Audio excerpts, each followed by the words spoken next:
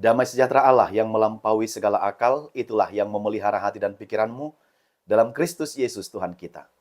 Amin. Shalom adik-adik sekolah minggu semua yang dikasihi oleh Tuhan Yesus Kristus. Kita berjumpa kembali pada hari Minggu ini dalam ibadah sekolah minggu.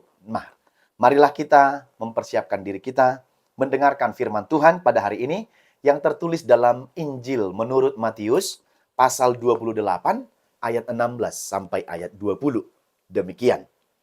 Dan ke-11 murid itu berangkat ke Galilea, ke bukit yang telah ditunjukkan Yesus kepada mereka. Ketika melihat dia, mereka menyembahnya. Tetapi beberapa orang ragu-ragu. Yesus mendekati mereka dan berkata, "Kepadaku telah diberikan segala kuasa di sorga dan di bumi. Karena itu pergilah, jadikanlah semua bangsa muridku, dan baptislah mereka dalam nama Bapa dan Anak dan Roh Kudus. Dan ajarlah mereka melakukan segala sesuatu yang telah kuperintahkan kepadamu. Dan ketahuilah, aku menyertai kamu senantiasa sampai kepada akhir zaman." Demikian firman Tuhan. Shalom adik-adik sekolah minggu yang dikasihi oleh Tuhan Yesus Kristus. Nah, adik-adik pernah tidak melihat suatu kejadian atau suatu peristiwa kecelakaan misalnya begitu ya? Biasanya supaya tahu bagaimana kronologi atau jalannya terjadinya sebuah kecelakaan itu di pinggir jalan misalnya, tentu harus ditanyalah orang-orang yang ada di sekitaran tempat itu yang melihat kejadian itu dengan benar. Yang melihat peristiwa itu terjadi. Maka mereka tanya, bagaimana sebenarnya kejadian itu? Lalu nanti datang pihak yang berwajib menanyai mereka, bagaimana peristiwa itu sudah terjadi? Kenapa bisa terjadi kecelakaannya? Seperti itu kan? Pas bagaimana? Siapa kira-kira yang pertama sekali melaju sehingga yang satu ini tidak melihat begitu? Jadi orang yang melihat peristiwa itu, yang menyatakan sesuai dengan apa yang dia lihat itu namanya adalah saksi. Sekali lagi sama-sama coba, itu namanya apa? Saksi. Jadi saksi itu adalah saksi yang benar itu harus menyampaikan berita atau kejadian yang dilihatnya itu, informasinya itu harus benar. Harus akurat, tidak boleh yang tidak dilihat tapi diceritakan sama dia, nggak boleh. Tapi saksi yang benar itu adalah sesuai dengan kenyataan dan sesuai dengan apa yang terjadi. Tidak boleh berbeda kan apa yang terjadi dengan apa yang diceritakannya. Jadi sebanyak apapun saksi di situ, misalnya ada 2 atau 3 orang atau 4 orang menyatakan hal yang serupa.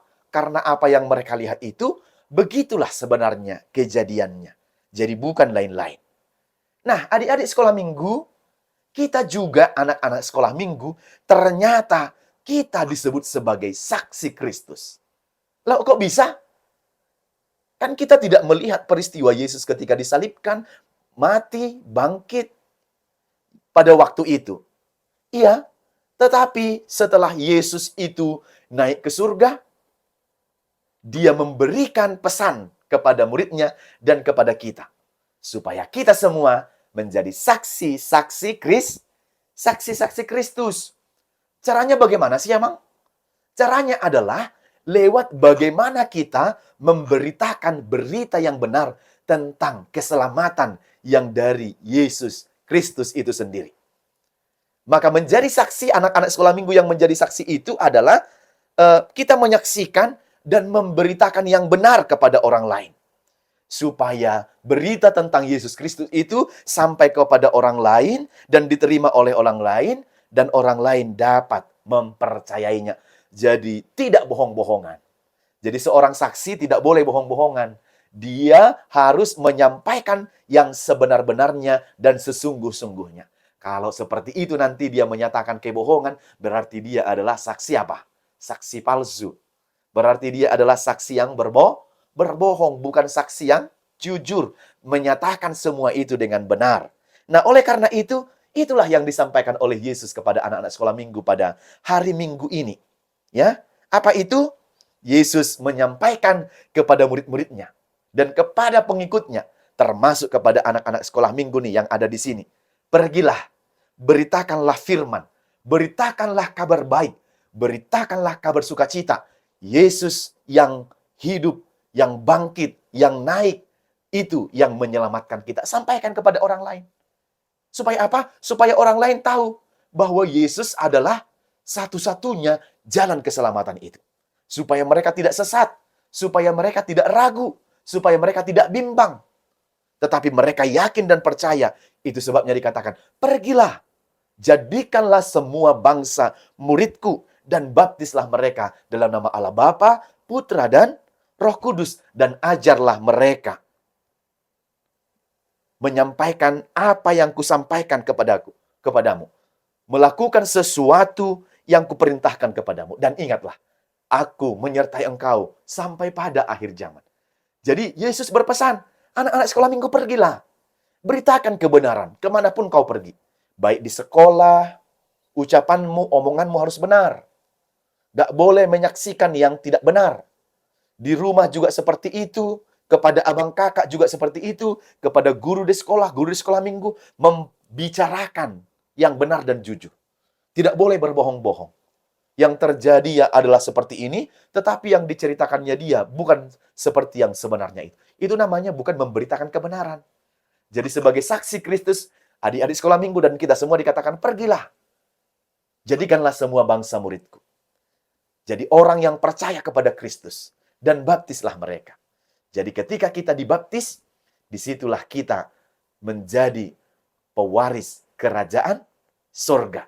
Kalau kita tetap percaya, adik-adik, sepanjang hidup kita yang sudah dibaptis dalam nama Allah Bapa, Putra, dan Roh Kudus itu, berarti dia sudah mati dan bangkit bersama dengan Kristus. Kalau dia terus percaya kepadanya, maka nanti akan beroleh kehidupan yang kekal. Bukankah kita mendambakan kehidupan yang kekal? Siapa yang mendambakan kehidupan yang kekal? Ada? Pasti semua. Tidak ada kemudian anak-anak yang mendambakan dia mati. Kematian yang selama-lamanya. Nggak ada.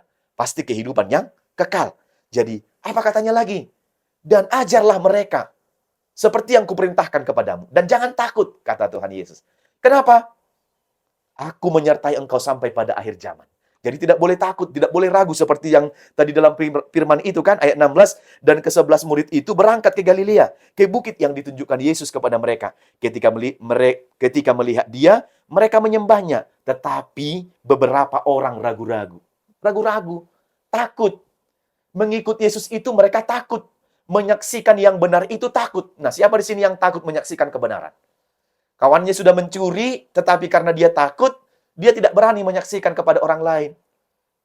Enggak dia yang mencuri kok, enggak dia. Aku lihat enggak dia, padahal dia.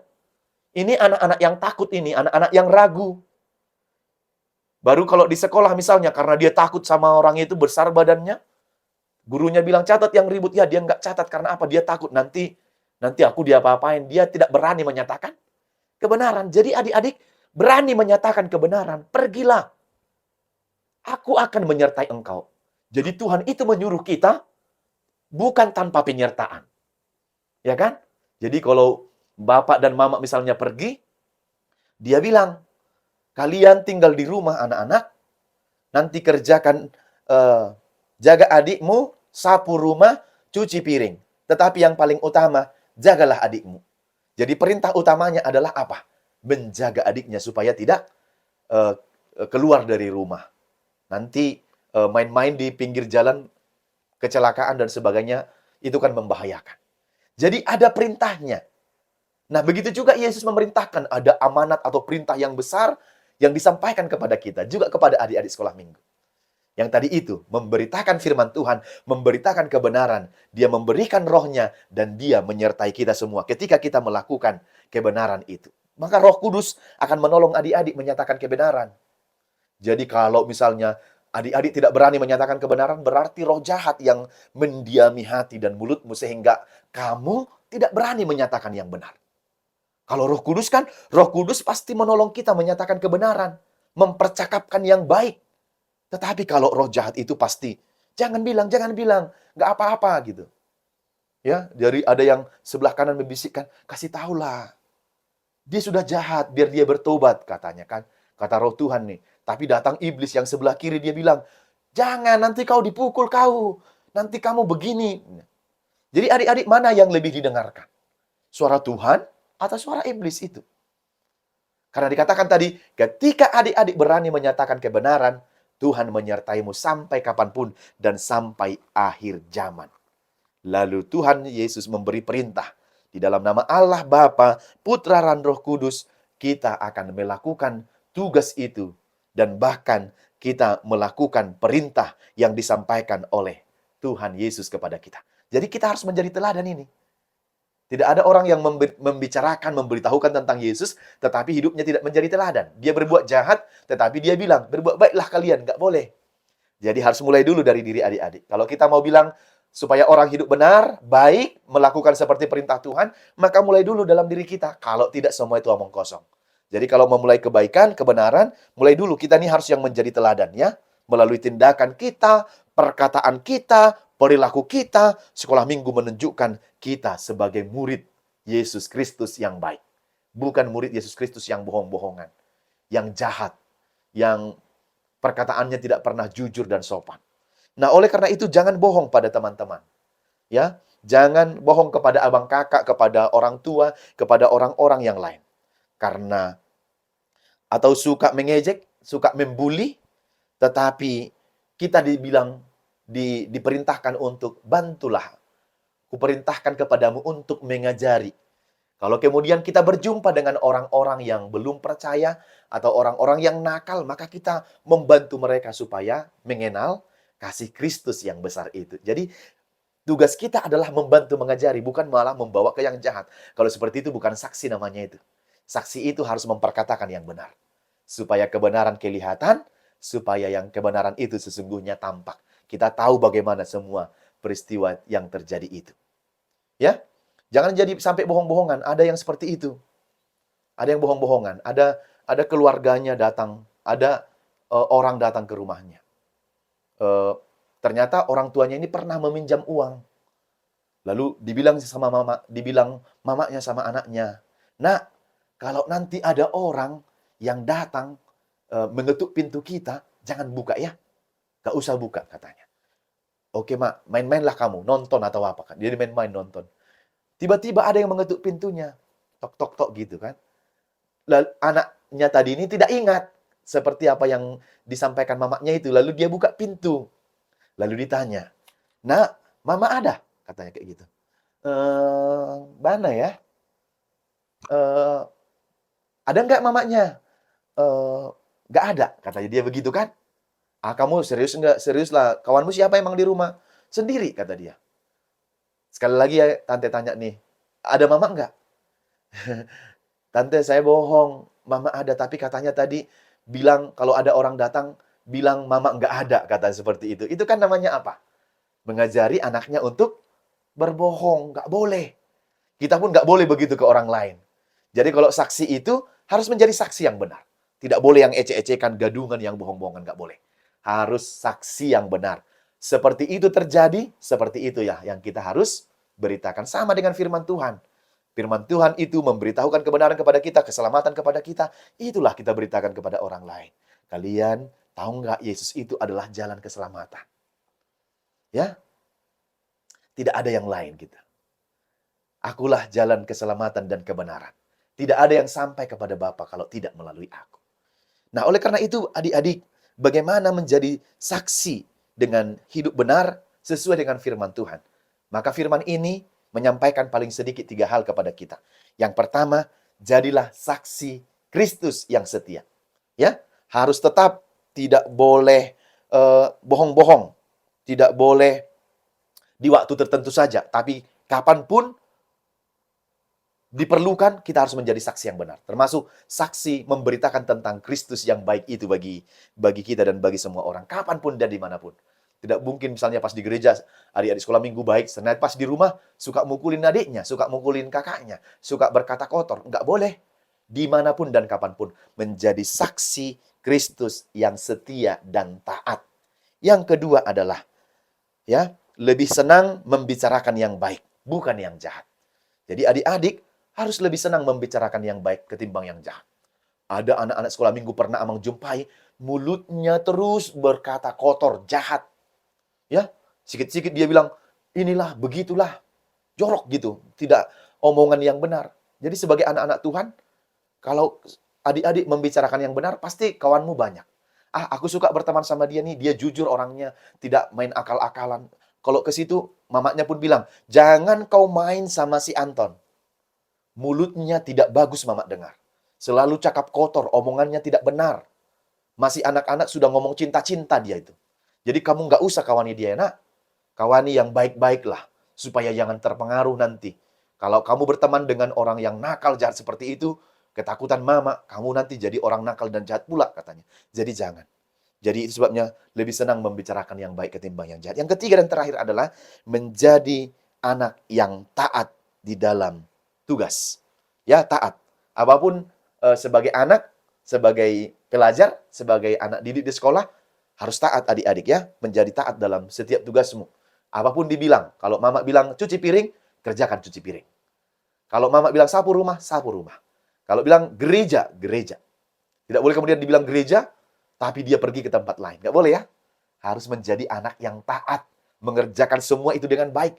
Tidak boleh dengan asal-asalan dan menurut kemauan sendiri. Tapi jadilah anak yang taat. Sehingga anak-anak sekolah minggu menjadi anak-anak yang disayangi oleh Tuhan Yesus. Kalau seperti itu berkata yang tidak baik, yang jahat, maka Tuhan tidak senang dengan anak-anak yang seperti itu. Maka jadilah anak-anak yang taat dalam tugasmu. Kalau Anda, adik-adik taat, maka adik-adik akan mendapat buah dari ketaatanmu. Kalau taat belajar, sungguh-sungguh tekun, kan buahnya apa? Juara, sukses, prestasinya bagus. Kan dapat kan? Sementara orang yang main-main tidak taat dengan tugasnya, disuruh guru mengerjakan PR tidak pernah dikerjakan, dimungkinkan juara nggak itu? Jangan mimpi dong, nggak mungkin. Ya, jadi tetaplah menjadi anak-anak yang taat dalam tugasmu. Kerjakan dengan baik. Kalau ada PR-mu kerjakan. Ada di sekolah, di gereja, disuruh guru sekolah minggu, kerjakan dengan baik. Apa yang disampaikan orang tua, kerjakan dengan baik. Taatlah. Dari situ kita belajar nanti. Semakin besar, kita menjadi anak-anak yang taat. Seperti Yesus Kristus yang taat kepada Bapaknya. Amin, kita berdoa. Bapa di surga, terima kasih atas firman-Mu yang kami dengarkan pada hari ini. Engkau mengajarkan kami untuk memberitakan kebenaran kepada semua orang karena Engkau adalah sumber keselamatan kami. Kiranya kuatkanlah kami dan sertailah kami supaya kami mampu berkata benar, jujur, sungguh-sungguh kepada orang lain, bukan berkata jorok, kotor, dan itu tidak Engkau kehendaki. Tapi kami membicarakan yang benar, menjadi saksi-saksi Kristus yang menyatakan bahwa Yesus adalah jalan kebenaran satu-satunya. Terima kasih untuk firman-Mu, berkatilah kami untuk melakukannya, sehingga dalam kehidupan kami juga kami dapat melakukan tugas kami, menjadi pengikut Kristus yang taat dan setia, menjadi saksi-saksi Kristus dimanapun kami berada dan kapanpun waktunya. Berkati orang tua kami yang terus berdoa untuk kami, supaya mereka tetap sehat, untuk mencukupi keperluan kami. Berkati guru di sekolah minggu, supaya mereka tetap semangat mengajari kami tentang firman Tuhan dan tentang pengetahuan, supaya kami semakin berhikmat dan semakin bijak, serta memiliki pengetahuan yang baik yang berasal dari Tuhan. Berkati guru di sekolah minggu, lindungi dan jagai mereka, supaya tetap sehat. Berkati kami saat di rumah, di sekolah, bermain, bersama dengan teman-teman kami, jagai dan lindungi kami semua, di dalam pertolongan dan penyertaan Tuhan. Terima kasih Bapa di surga, dalam nama anak-Mu Yesus Kristus, kami berdoa dan bersyukur. Amin.